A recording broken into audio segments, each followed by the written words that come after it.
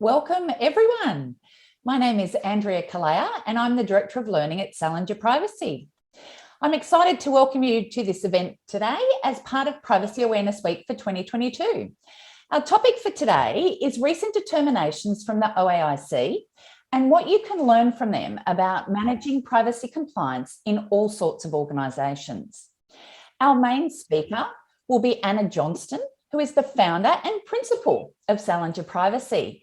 Anna was recently presented with the inaugural Vanguard Award for the Oceania region from the International Association of Privacy Professionals, the IAPP. Now, the Vanguard Award is in recognition of Anna's exceptional leadership, knowledge, and creativity in privacy and data protection. We are also honoured to have a guest speaker with us from the Office of the Australian Information Commissioner, Mr. David Stevens. Anna will introduce David in a moment. While we just wait for other members of our audience to join us, I will let you know that Salinger Privacy is proud to be an official training partner of the IAPP. We offer IAPP certification courses in CIPM and CIPT. And our next program is CIPM, which starts on the 30th of May. Now, please see the Salinger Privacy website for details of those programs, as well as all our other training and workshops, including online privacy compliance training, which is ready for you to roll out for all staff across your organisation. Now, before we get stuck into the topic, some quick housekeeping. We have several hundred people on this call today, which is just fantastic. However, we know that because of some clashing events, some people have missed out. So we will be recording this webinar and we will make the video available within the next few days. Now, please be assured that your name, camera, and any comments you make in the chat function will not appear in the video recording. Also, please remember, of course, normal Zoom etiquette and keep yourself muted at all times. And also, please keep your webcam turned off to save on bandwidth. Now, I should remind you that this presentation does not constitute legal advice and should not be construed or relied upon as legal advice by any party. Also, please do not screenshot or copy the content of this webinar. However, as I mentioned, a video will be made available shortly. Now, we have Q&A at the end of the session, so if you have a question, please enter it into the chat function as we progress through the webinar. And I will also add links to cases and useful resources in the chat as we go, so keep an eye out. Now, over to you, Anna. Let's get the ball rolling. Thank you, Andrea, and hello everyone and welcome. Thank you for joining us and happy Privacy Awareness Week. Now, before I begin, I first wish to acknowledge that I speak to you from the land of the saltwater Cammeraygal people of the Eora Nation, who are the traditional custodians of this land. I wish to pay my respects to their elders, past, present, and emerging.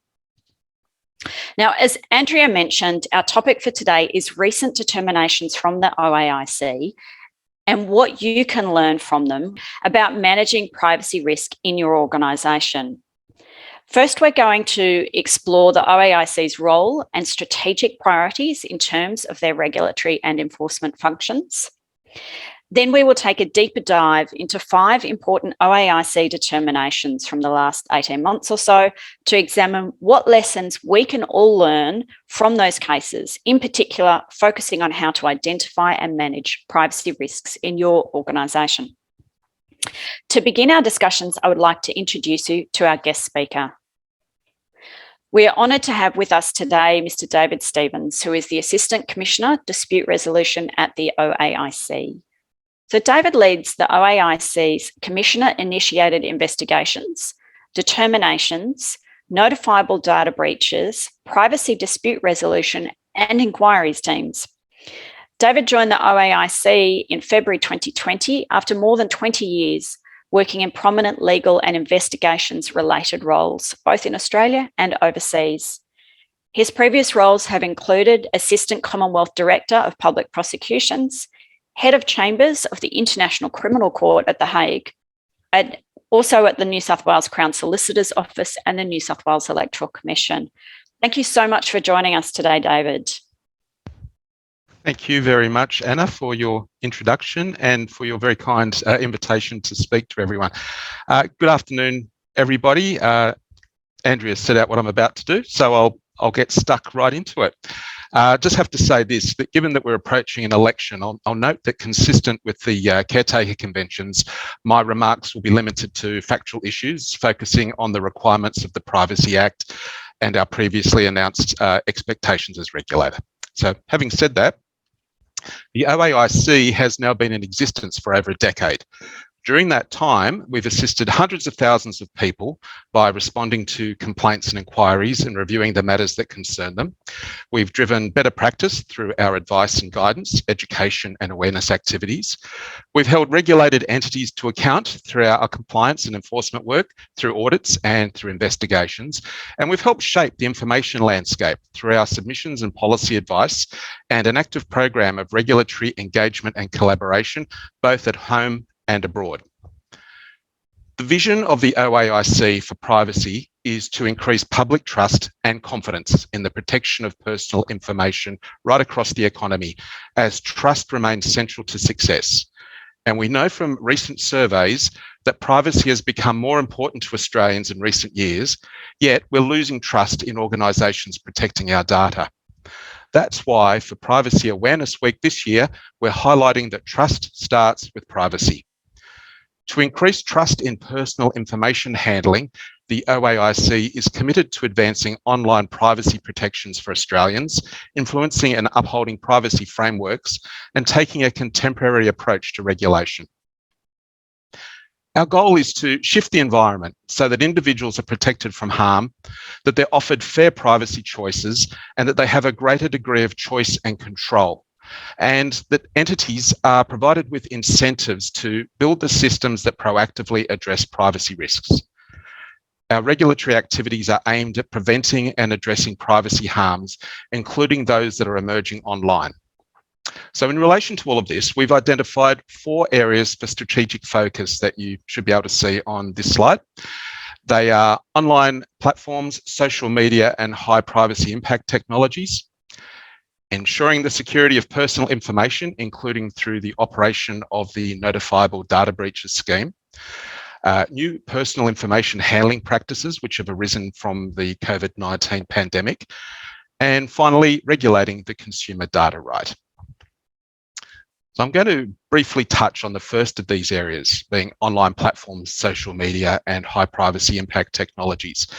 This is an area where we've identified significant potential for harm and a theme that traverses the investigations and determinations that I'm going to discuss shortly. Our priorities in this area include technologies and business practices that record, monitor, track, and generally have a high privacy impact. We're also focused on the practices of online platforms and services that limit individuals' choice and control, such as default settings, consent, and security. We are taking regulatory action that seeks to hold businesses to account, and this includes our federal court action against the US-based Facebook Inc. and Facebook Ireland. The Commissioner's recently made 3 determinations under this umbrella. I'm going to cover those in a little more detail as they have significant educational value and they're useful as precedents. The Commissioner commenced an investigation into 7-Eleven collecting facial images as part of a customer feedback survey. Customers' facial images were used to generate algorithmic representations or face prints that were matched using facial recognition technology with other face prints. The information was used to give a broad understanding of the demographic profile of customers who completed the survey and to exclude survey responses that may not have been genuine. All up, around 1.6 million surveys were completed. The Commissioner was satisfied that the facial images and face prints were sensitive information covered by additional protections under the Privacy Act because they were, quote, biometric information that was used for the purpose of automated biometric identification, unquote, and the face prints were also biometric templates. The Commissioner found 7-Eleven breached the Privacy Act by not obtaining consent to collect facial images and by failing to take reasonable steps to notify individuals of the collection. She also found the collections were not reasonably necessary for the purpose of understanding and improving customers' in-store experience. 7-Eleven was ordered to destroy the images collected, and they've told us that they've now ceased using the technology that was involved. So 7-Eleven was the first. The next one involves Clearview AI. The OAIC and the UK Information Commissioner's Office opened a joint investigation into the personal information handling practices of Clearview AI Inc. And this investigation focused on the company's use of scraped data and biometrics of individuals. At the time we investigated, Clearview's facial recognition tool included a database of over 3 billion images that had been taken from social media platforms and other publicly available websites. The company's practices had attracted international media attention. The tool allows users to upload a photo of an individual's face and find other images of that person that had been scraped from the internet.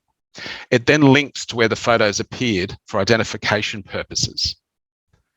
The Commissioner found Clearview breached the Australian Privacy Act by collecting Australians' sensitive biometric information without their consent, collecting personal information by unfair means, not taking reasonable steps to notify individuals of the collection, not taking reasonable steps to ensure that personal information it disclosed was accurate, having regard to the purpose of disclosure, and not taking reasonable steps to implement practices, procedures, and systems to ensure compliance with the Australian privacy principles.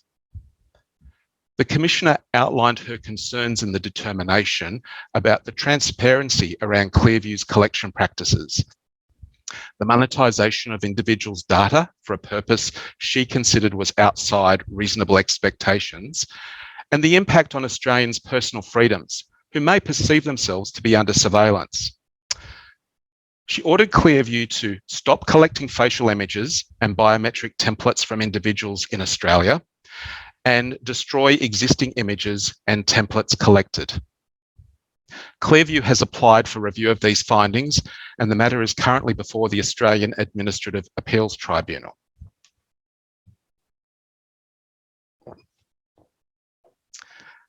Following on from that determination, the Commissioner issued a determination about an organisation that had been using the tool. So the Commissioner found the Australian Federal Police failed to comply with their privacy obligations by using this facial recognition tool. AFP failed to complete a privacy impact assessment in breach of the Australian Government Agency's Privacy Code, which requires a PIA for all high privacy risk projects. AFP also failed to take reasonable steps to implement practices, procedures, and systems in relation to its use of Clearview. The Commissioner considered that AFP did not have in place appropriate systems to identify, track, and accurately record its trial of this new investigative technology. Neither did it have a coordinated approach to identifying high privacy risk projects. So put together, these three determinations should put other organisations on notice about their responsibilities under the Privacy Act for new and emerging high privacy impact technologies. If you're considering using similar services, you should first assess the privacy implications very carefully. This includes considering whether the benefits are reasonable, necessary, and proportionate to any impacts on privacy. So we'll move on to the next determination, and we can state that we're also working with domestic and international regulators to take action to protect Australians' personal information wherever it flows. An example is the Commissioner's determination involving Uber. In this case, the Commissioner found US-based Uber Technologies Limited and Netherlands-based Uber BV failed to appropriately protect the personal data of 1.2 million Australian customers and drivers when it was accessed in a cyber attack in 2016. The Commissioner determined Uber breached the Privacy Act by not taking reasonable steps to protect Australians' personal information from unauthorised access and to destroy or de-identify the data as required. This matter raised complex issues around the application of the Privacy Act to overseas-based companies that outsource the handling of Australians' personal information to other companies within their corporate group. In this case, Australians' personal information was directly transferred to servers in the United States under an outsourcing arrangement, and the US-based company argued it was not subject to the Privacy Act. The Commissioner was satisfied that the US-based company was covered by the Privacy Act because it was involved in several activities in Australia that supported its business of providing data processing services to the Netherlands-based Uber BV. She found these activities, when taken together, provided clear evidence that the US-based company was carrying on business in Australia and was indeed covered by the Privacy Act. Another determination issued by the Commissioner involved Flight Centre, in which the Commissioner determined that Flight Centre interfered with the privacy of almost 7,000 customers by disclosing their personal information to third parties without consent. The information, including individuals' credit card and passport details, was released by Flight Centre during a design jam in 2017, which brought together 16 teams to create tech solutions for travel agents. Participants were given access to a data set that included customers' personal information, and this was despite preliminary checks having been carried out to de-identify or remove personal information. The error was only found after the information had been available for 36 hours. The Commissioner found the company breached 3 APPs by not taking reasonable steps to implement practices to ensure compliance with the Australian privacy principles, by disclosing individuals' personal information for a secondary purpose without consent when no other exception applied, and by failing to take reasonable steps to appropriately secure the personal information. The determination also highlighted that privacy policies are intended to be transparency mechanisms, so organisations should generally not rely upon them to provide notice and obtain consent. So I hope that was a useful outline and whistle-stop tour of those determinations. Just moving on briefly to enforcement. The OAIC's preferred regulatory approach is to facilitate voluntary compliance with privacy obligations and to work with organisations to ensure best privacy practice and to prevent privacy breaches. When resolving matters that are brought to our attention, we consider the steps that have been taken by the organisation to comply with its privacy obligations. Where we do identify an interference with privacy, the Commissioner has a range of enforcement powers available. I won't go through all of those, but they range from the less serious, such as the Commissioner directing an organisation to notify relevant persons, to more serious regulatory action. And this includes the ability to apply to a court for a civil penalty order for a breach of a civil penalty provision. Factors we consider in determining whether to undertake regulatory action are set out in our regulatory action policy, which is available on our website. They include the objects of the Privacy Act, the seriousness of and level of public concern about the incident, the educational or deterrent value, any remedial action which may already have been taken, and also the likelihood of further occurrence. Over to you, Anna. Thank you so much, David. We really appreciate your time and your presentation today. Now, here's something that really struck me about your comments, that organisations need to assess the privacy implications of their projects really carefully, especially if they involve new and emerging high privacy impact technologies. So that's a message I'll expand on as we now discuss those 5 cases in more depth. Now, David, I know you have other demands on your time in this busy Privacy Awareness Week, so we'll say thank you and farewell at this point. Thank you so much, David. Thank you, Anna. Thanks very much, everyone, for your attention. Have a good day. Thanks. So now let's talk about some of the takeaway lessons that we can learn from those 5 cases. There's a number of common threads we can find running through the 5 cases that David talked us through. And these themes, which I will elaborate on, are when data will be in scope for privacy laws, even if no one can be directly identified from it, the role of comprehensive privacy impact assessments, PIAs, in your privacy risk management strategy, how to get your collection, consent, and transparency practices right, how to manage the kind of data security risks which might arise, including from shadow IT and when you contract out, And finally, how to pull all of these things together into your privacy management program. So let's start at the beginning with the definition of personal information. So as with many other privacy and data protection laws around the world, the Australian privacy principles, and therefore your organisation's privacy responsibilities, will apply only to data which meets the definition of personal information. So this is defined at Section 6 of the Privacy Act as information or an opinion about an individual, about an identified individual or an individual who is reasonably identifiable. So the point of this legal definition is that if no individual is at least reasonably identifiable from a set of data, then the privacy rules simply won't apply. If no individual can be identified from a data set, then that data set could be released as open data. It can be matched or shared with or sold to other organisations, or it can be used for a new purpose without breaching privacy law. Or at least that's the theory. In reality, determining whether or not an individual might be considered in law to be reasonably identifiable is not straightforward. The scope of what is included within this notion of identifiability may surprise you, and two of those cases that we will discuss today have shed light on what is within scope. So in the 7-Eleven case, for example, one of the arguments raised by 7-Eleven was that the facial images and face prints that it collected were not personal information because they were not used to actually identify any individual. However, of course, the whole point of facial recognition technology is to identify individuals, at least in the sense of being able to distinguish one person from another with a high degree of confidence.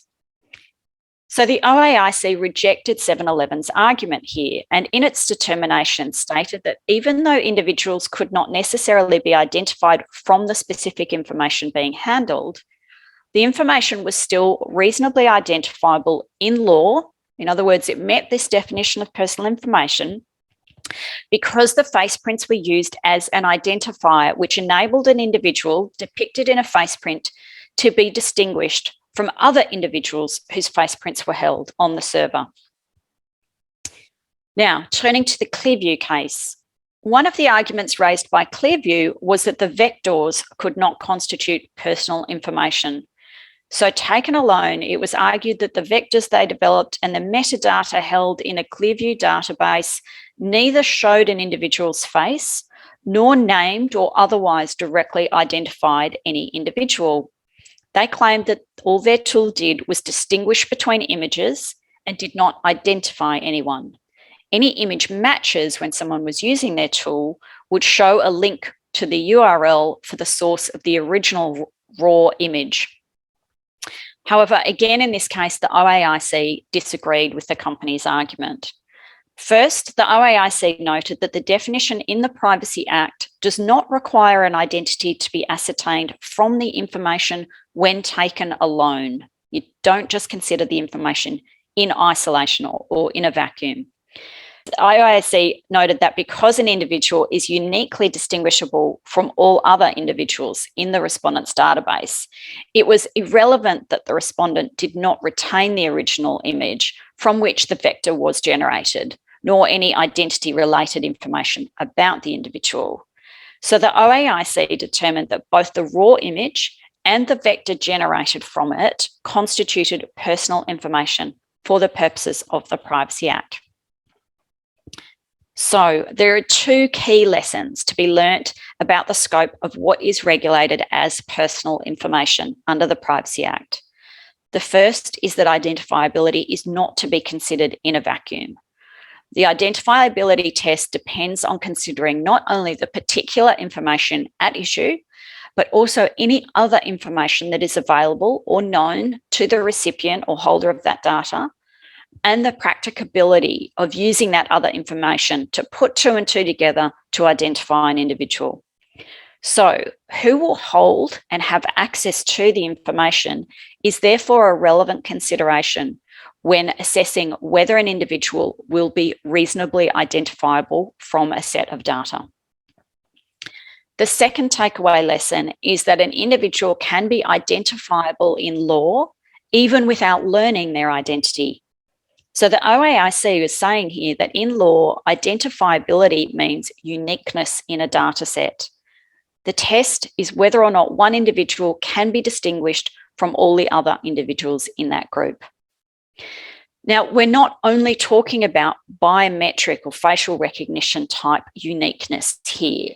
In other contexts, such as in their guidance on data analytics, the OAIC has also noted that browser or search history are two other examples of behavioural or pattern data which could lead to an individual being rendered unique in a data set, or in other words, able to be distinguished from everyone else. Therefore, that type of data could also make someone reasonably identifiable in terms of the law, and therefore that data will constitute personal information and all the privacy obligations apply. So while both the 7-Eleven and Clearview AI cases involve the use of facial recognition, the issues raised in relation to the scope of privacy laws are applicable to many other types of data and data use practices, including those found across many sectors of the economy. So organisations which engage in online behavioural advertising, customer profiling, targeted marketing, you are all affected by this decision. So now let's look at what the OAIC is calling high privacy impact activities and their expectations about how you manage risks arising from those activities. So note first that the accountability principle, APP1, requires entities to take proactive steps to establish and maintain practices, procedures and systems to ensure compliance with all the other APPs.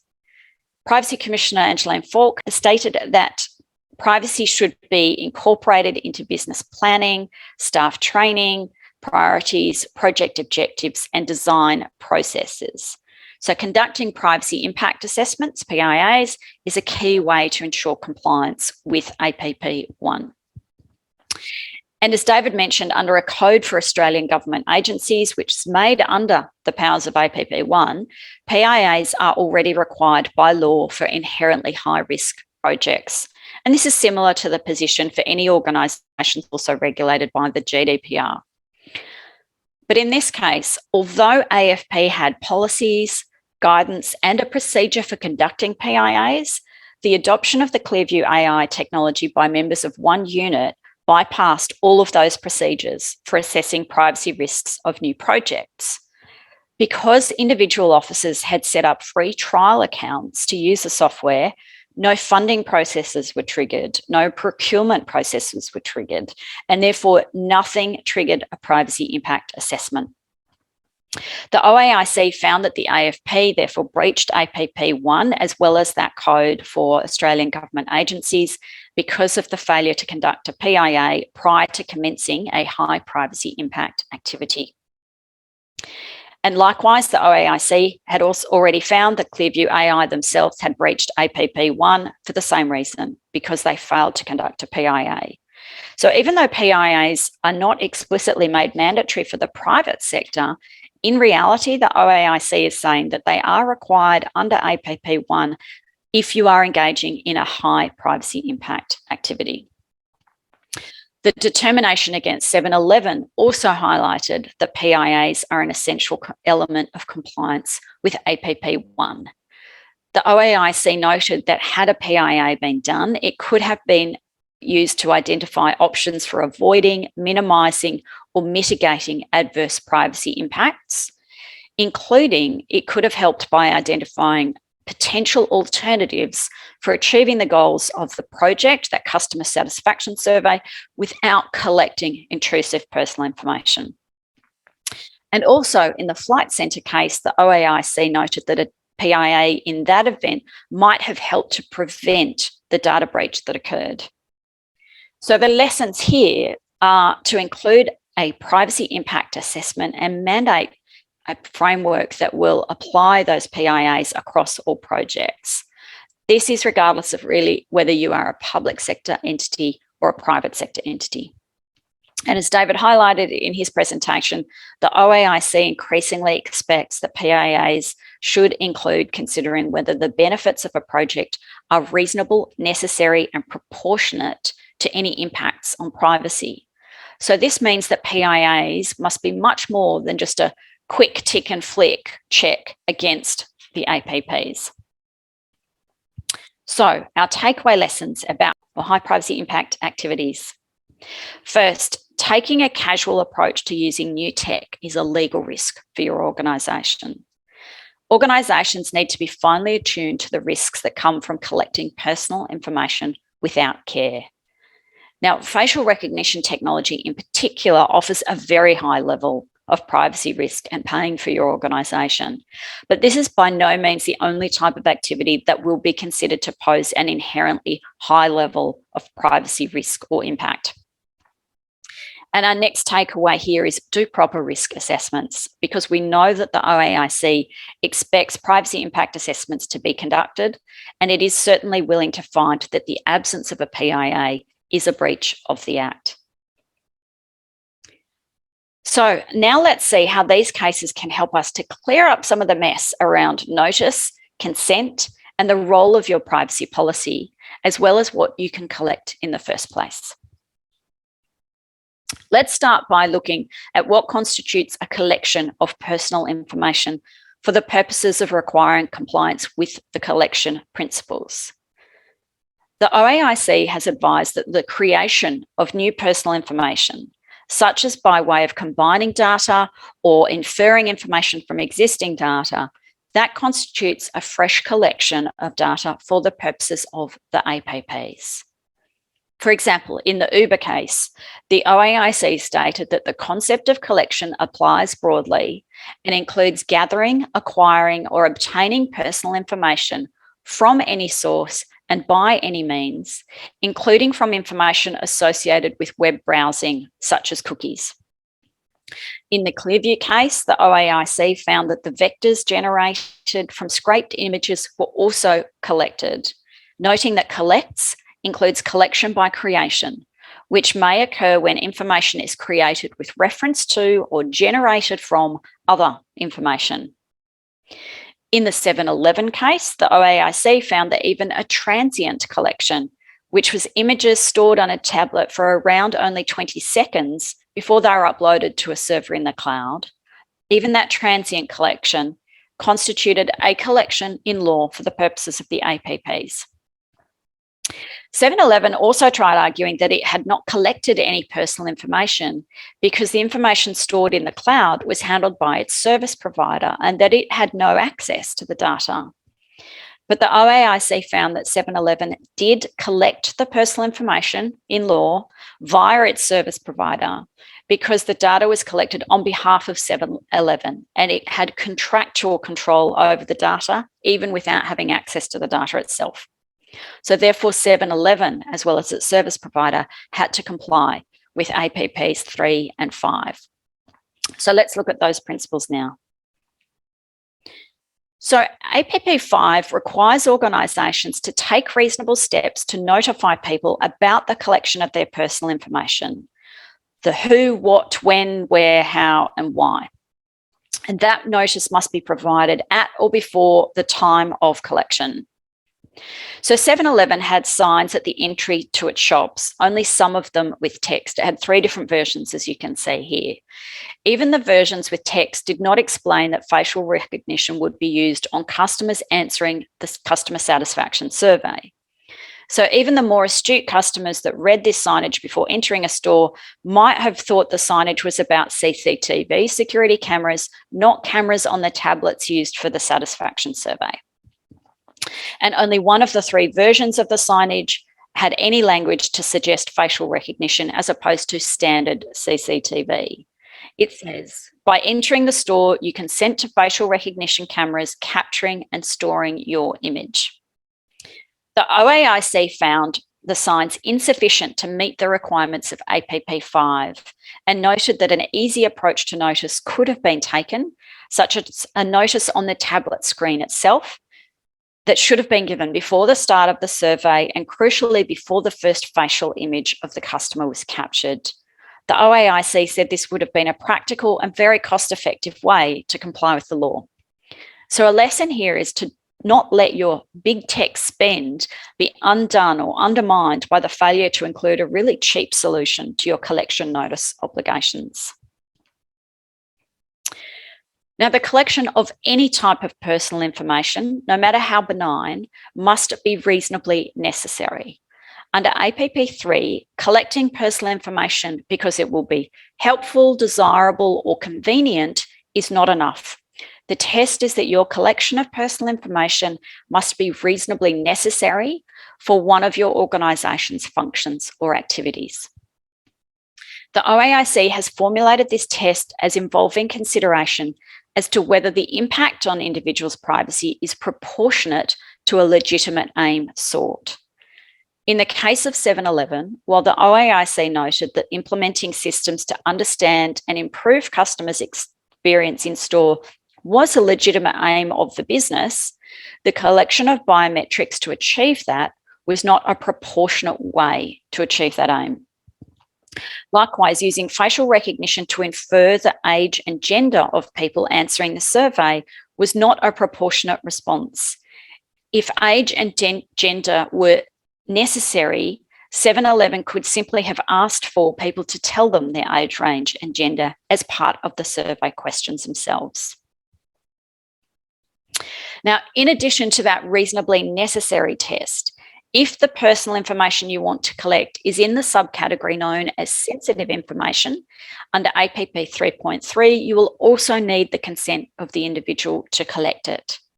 So sensitive information includes biometrics, as well as information about a person's health or disability, ethnicity, religion, sexuality, and some other categories. But a valid consent is hard to get. The OAIC has said that in order to be valid, a consent must be voluntary, informed, specific, current, and given by a person with capacity to give or withhold consent. So thinking about that 7-Eleven case again, as I mentioned, some of the stores had a notice outside which said, by entering the store, you consent to facial recognition cameras capturing and storing your image. Also, the 7-Eleven privacy policy said, by acquiring or using a 7-Eleven product or service, you consent to 7-Eleven collecting, storing, using, maintaining, and disclosing your personal information for the purposes set out in this privacy policy. 7-Eleven therefore argued that if a customer did not consent to the use of the technology, they could elect to not enter the store or not use the tablet.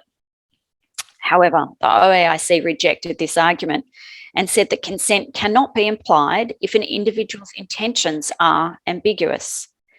In the case of 7-Eleven, the consent could not be described as informed or specific. It could also have been difficult to argue that any consent was voluntary since it was treated as a condition of entry to the store. So when thinking about consent, I usually describe consent as the "would you like fries" with that question. The question must be very specific to what is being proposed. It must be asked about only one thing at a time, and the customer must be free to say yes or no to the fries and still get their burger. Now, importantly, your privacy policy is not a tool for obtaining consent or providing notice. Also, your privacy policy is not magic. It cannot authorize your company to do anything that the privacy principles don't already allow you to do. So, no surprise, the OAIC found that customers' consent could not be inferred by 7-Eleven via its privacy policy. The Flight Centre case is another example where a company argued that its privacy policy permitted the use of personal information for a particular purpose because customers had been required to agree to the privacy policy in the course of transacting with the Flight Centre. However, the OAIC disagreed, noting that an organisation cannot infer consent simply because it provided an individual with a policy or a notice. In particular, the Flight Centre privacy policy bundled together multiple uses and disclosures of personal information and did not provide customers with a genuine opportunity to choose which collections, uses, or disclosures they agreed with and which they did not. So, we've got a bunch of takeaway lessons here about collection practices, consent, and transparency. First, the act of creating new data, such as by drawing inferences or generating new insights, that is a fresh collection which must comply with the collection principles. You will be considered to be collecting personal information, even if it is only for a transient, short space of time. And you will be considered to be collecting personal information if you have contractual control over it, even if you have no access to it. All collection must be reasonably necessary and proportionate to a legitimate business objective. All types of collection require a collection notice to be provided that is specific to that collection, and your privacy policy is not the mechanism by which to provide that notice. Some acts of collection, use, or disclosure will also require the prior consent of the individual. And if you need consent to authorise that kind of conduct, that consent will only be valid under the Privacy Act if it is voluntary, informed, specific, current, and given by a person with capacity. Consent cannot be obtained by making your customers agree to your privacy or to your terms and conditions. The OAIC has made it really clear that a privacy policy is purely a transparency mechanism. It is not a way of either providing notice or obtaining consent. So we've focused a lot on collection. Now let's turn to what we can learn from these 5 cases about managing other types of privacy risks. First, you can't risk assess what you don't know about. The Uber case highlighted the role of shadow IT in causing data breaches. While Uber had processes in place to delete personal information when it was no longer needed, the data breach arose from data held in backup files created by a service provider outside of the company's ordinary processes, and it was stored without the company's knowledge. The federal police case also examines the risk posed by shadow IT.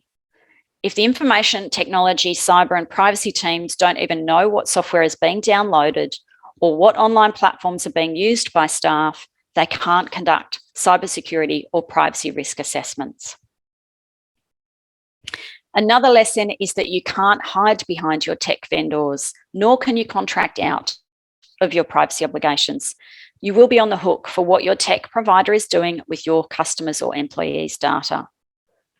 So as I mentioned before, the OAIC found that 7-Eleven had contractual control over the data held by its technology supplier, and therefore 7-Eleven was legally responsible for it. Another risk management lesson learned is to apply third-party risk assessment procedures to unusual situations, such as hackathon events, in which unrelated or uncontracted third parties are given access to your data. So Flight Centre admitted that its vendor management policy was not followed in the lead up to their Design Jam event because the hackathon participants were not seen as vendors. That meant that event participants were not asked to sign a non-disclosure agreement or agree to any terms before participating in the event. And the result was that the privacy risks were not being controlled. The Uber case also highlights the importance of conducting due diligence on contracted service providers. The OAIC said that simply relying on a contractual term which states that the service provider would adequately protect personal information, that was not sufficient. And what lessons can we learn about these cases about how to avoid or manage a data breach? First, understanding the human element in data breaches is critical. Policies and procedures and staff training are not enough. In the Flight Centre case, the OAIC noted that organisations should assume that human errors will occur, and you should design systems accordingly. Include both technical controls to prevent poor practices, but also assurance testing to find and remedy them. And second, how to manage a data breach if you have one. The Uber case suggests that the OAIC's expectations for compliance with APP1 include a developed and tested data breach response plan. Your plan should define what a data breach is, assign responsibilities according to roles, and outline the particular steps involved to contain, manage, and remediate a breach, including escalation procedures and post-breach assessment.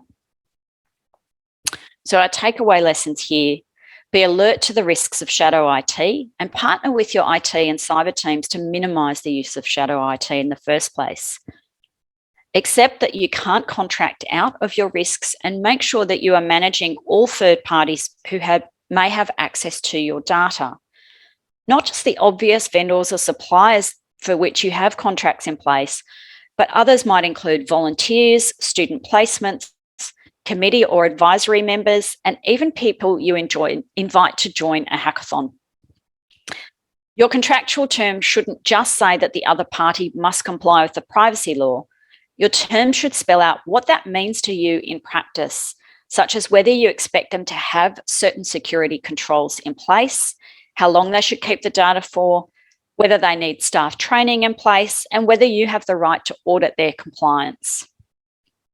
And finally, expect that human error will occur and work to mitigate that risk. Have a robust and tested data breach response plan. So in this webinar, we have looked at the broad scope of what is regulated as personal information, the need to assess high privacy impact activities, how to get your collection practices and transparency right, and how to manage data safely. A key theme across all 5 of the cases we examined is that you need careful risk-based consideration of all projects which will collect or use personal information, whether by you or by related third parties. We have seen that the OAIC expects the PIAs should include considering whether the benefits of a project are reasonable, necessary, and proportionate to the impacts on privacy. So PIAs must be more than a quick tick and flick. We've also seen that the OAIC also clearly expects that regular staff training is being implemented, not just in terms of basic privacy compliance, but also to build the capabilities of people across your organisation to help them assess privacy risks, including during procurement and when dealing with third parties. For example, the OAIC made orders for the Federal Police to develop and implement training for all staff and contractors, which must include when PIAs will be needed and how everyone should be capable of doing a threshold privacy risk assessment.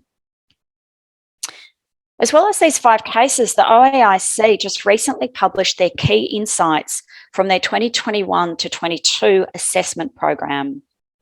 They say that organisations should have the following as part of their privacy management program. Clearly document and regularly review your practices and procedures to ensure they outline the measures that are in place to manage privacy risks. Implement mandatory privacy training for staff, as well as contractors and casual hires, including annual refresher training.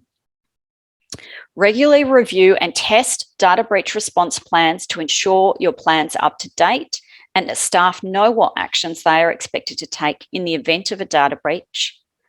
And to clearly document the operational relationship between your privacy and cybersecurity teams, as well as the roles and responsibilities of each business area. Now, we have loads of resources to help you build out your privacy management program to meet the expectations of the OAIC. So these include guidance on drafting collection notices, consent requests, and your privacy policy, a template data breach response plan, contractual terms to use with third parties, as well as guidance on outsourcing and offshoring, decision trees to guide you through compliance with the privacy principles, plain language guides on topics including privacy for the marketing team, GDPR, de-identification, a staff manual, and privacy compliance training modules. One of our most popular resources is our Privacy Impact Assessment Framework, which includes a detailed 5-step procedure, triaging, which allows low-risk projects to be reviewed quickly, while higher risk or high privacy impact projects proceed to a more comprehensive questionnaire, and a more detailed privacy risk assessment questionnaire to help teams self-identify any privacy risks, gaps, or weaknesses. Our PIA pack also includes a checklist of common privacy risks and controls and a template PIA report. And our resources are tailored to 4 different sectors now: businesses and non-profits, which is the set I've shown across these two slides. But we also have resources tailored for the New South Wales public sector, including local councils and universities, the Victorian public sector, and Australian government agencies. To find out more about our comprehensive range of resources, please take a look at the Salinger Privacy website under Compliance Kits. Well, that concludes the formal part of our presentation. Thank you for your attention today, and I hope you found this discussion useful. I will now hand over to my colleague Andrea, who will moderate the Q&A. Brilliant. Thank you so much, Anna and David, for the presentations today. I'm absolutely positive everyone has learned something new. I find it fascinating to interpret and hear what is happening in the jurisdiction. So thank you very much, Anna. Just a reminder, if anyone's got any questions, please type them into the chat. Also, as we've been progressing through the webinar, I have put in the chat various links for more information about some of the topics discussed today, as well as a link to our training calendar, which is all the dates for the upcoming IAPP certification programs, as well as other training programs we offer. In addition to SIP-M and SIP-T, in July, we will be running a Privacy Officer Essentials course, and in August, we have PIAs and Privacy Design. Now, you will have seen from the presentations today that as new cases are decided, new insights can be learned. And this means, of course, that your privacy compliance program can't just be a set and forget. You need to stay up to date with what's happening. Now, Salinger Privacy can help you stay up to date with our regular blogs, and I have put links to some of those recent blogs in the chat as we've gone through the webinar. Our training and also the various resources we offer. We're constantly updating those materials to make sure they are current.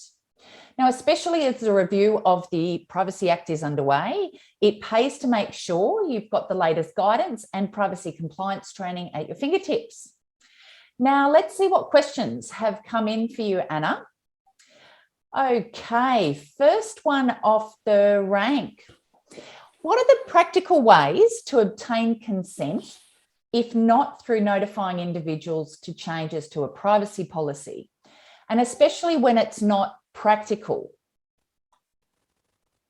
So make sure you're distinguishing first between notice and consent. So you might be notifying people about changes to your privacy policy, but neither what you say in the policy itself nor the notice about the change to the policy constitutes consent. So consent needs to be a really specific question. We want to do X with your data. Is that okay? Yes or no? And unless the person comes back and says yes in a really, affirmative, clear way, the answer is no. If you're relying on consent, that person's consent must be, as I said, voluntary, informed, specific, but also really clear, an affirmative yes, not just an opt-out, not just a they didn't get round to answering our question. So, notifying people about changes to your policy is all well and good, but unless you're saying, and can we please have your permission to do X with your data, then you can't go ahead and do X with their data until those people come back and say yes. And you need all the people that, to say yes to that. Thank you, Anna. Another one looking at high risk projects. So you said facial recognition is not the only high privacy risk activity. What other things would be considered as high risk? So we've got some guidance from the OAIC about this. Also, the UK Information Commissioner's Office has a bit of a list. The EDPB, which is the committee which comprises all of the European privacy regulators, have also put out a list about, what constitutes an inherently high privacy risk activity, or high privacy impact is the phrase used by the OAIC. And in our PIA framework, we've pulled together all of that guidance to come up with a bit of a checklist for you. The things using new technology, facial recognition is a bit of an obvious one. Something like artificial intelligence is another fairly obvious one. So things using new or emerging technology is one category, but it's not just about the type of technology you might be using. So what might make something high privacy impact or high privacy risk? It might be around the type of data that you're using. So maybe it's sensitive information, ethnicity, sexuality. etc. It might be data about vulnerable populations, so anything involving children, Indigenous populations, other vulnerable populations, people in prison, for example. It might be around the nature of the powers being used, so anything that uses, say, covert surveillance or law enforcement, coercive powers would put something in that kind of high privacy impact bucket. So it's quite a long list of factors, but as I said, we've pulled them in together under some themes to give you a bit of a quick checklist approach to see if you're starting a new project and you need to start doing your privacy risk assessment, you should be able to see very quickly whether or not it fits into that inherently high privacy risk bucket, such that if you're an Australian government agency, mandatory by law to do a PIA. If you're anyone else regulated by the Federal Privacy Act, the OAIC has, it's effectively mandatory under APP 1. They're finding breaches of APP 1 if you're not doing a PIA for high privacy impact activities. But then, as I said, we've got a bit of a triaging approach. So even if you're not in that high privacy impact, inherently high privacy impact kind of bucket, the framework explains what else you need to do to tick off your privacy compliance. Lovely, thank you, Anna. We've got questions rolling in. One other one I find quite interesting and quite timely in light of what we're talking about today. So in recent cases, the Privacy Commissioner has begun expressly noting that information may be found to be personal information where machines can reasonably identify the relevant data subjects. Do you see those findings as the Commissioner attempting to expand the scope of the reasonably identifiable test in light of the increased use of AI in data processing, or simply a restatement of existing law? Look, in my view, it's a restatement of existing law. The definition of personal information in the Federal Privacy Act, I'm talking about here, it was amended in 2014 off the back of recommendations made by the Australian Law Reform Commission in 2008. And so all of those amendments are, the existing law comes from work done more than 15 years ago, and it by no means was limited to trying to anticipate sort of artificial intelligence and machine learning. So although these recent cases we've been talking about were only decided in 2021, the OAIC is applying law that's been in place since 2014, applying reasoning outlined in its guidance that was published in, I think, 2017. So to my mind, it's being consistent that being able to distinguish one individual from the group is what makes an individual reasonably identifiable. And it doesn't matter whether it's a human who's doing that distinguishing or a machine. Our privacy laws are technology neutral in that sense. Thank you, Anna. Just looking at time, I'm going to ask you one last question. Sure. So do you think the OAIC is trying to move us towards the GDPR's singling out test for personal information? So again, I think the law here is it's not usually very well understood, but I think the law already incorporates something like the GDPR's notion of singling out. I'm hoping what we'll see in the review of the Privacy Act is that this will be made more explicit in the text of the law itself. And while the OAIC hasn't been using the phrase singling out, it does talk about this idea of being able to distinguish one individual from the group or one individual from all other individuals. To my mind, what's really striking about the 7-Eleven case in particular is that reasoning, as I said, that's been there for several years now, the guidance, but applying it in this case, what's quite new about the 7-Eleven case is that this reasoning was applied to data from which there was very low chance, if not no chance, of actually identifying an individual from that data. But to my mind, that when we're talking about distinguishing one individual from the group, or you use the language of GDPR and singling out, I think this idea is all about recognising that organisations don't need to be able to identify someone in that kind of legally verifiable sense in order to do privacy harm to them. And that's why privacy law is already leaning in this direction of recognising the ability to sort of individuate or disambiguate or distinguish one individual from the group, and that is sort of the key threshold legal test that needs to be met when you're figuring out whether or not data fits this definition of personal information and is therefore subject to all of the privacy obligations under the Act. Thank you very much, Anna, and thank you for sharing your expertise and knowledge with all of us in the session today. Everyone, that wraps up our event. So from here at Salinger Privacy, from all of us, we would like to thank you and thank you so much for participating. And we look forward to seeing you at some of the other Privacy Awareness Week events. Have a great day. Thanks everyone for joining us.